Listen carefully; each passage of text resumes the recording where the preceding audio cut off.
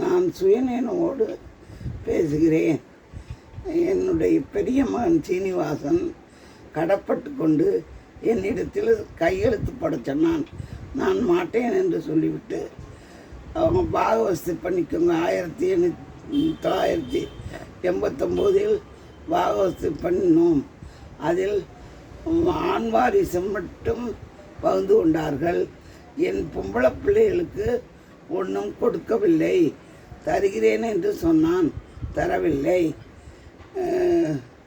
அதனால் நான் எனக்கு கொடுத்த சொத்திலிருந்து நான் அவர்களுக்கு என் பொம்பளை பிள்ளைகளுக்கு செய்து விட்டேன். முனியசாமி கோவில் தெருவில் இருக்கும் காளிமனை என்னுடைய சின்ன மகள் என்னை 1 வருஷ காலமாக பார்த்து கொண்டு இருக்கிறார்.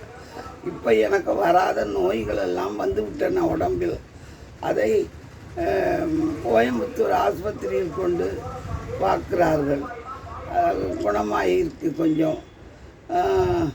அதனால் செலவுக்கு என்ன செய்ய என்று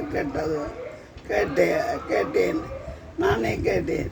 அவள் இல்லையாச்சி உன்னிடத்திலும் இல்லை, என் மக்கள் இப்போ ஆம்பளை பிள்ளைகளிடமும் இல்லை. என்னை கொடுத்த சொத்திலிருந்து விற்று என்னுடைய போட்ட ஜாமானை விற்று பார்த்துக்கொள் என்று சொல்லிவிட்டேன்.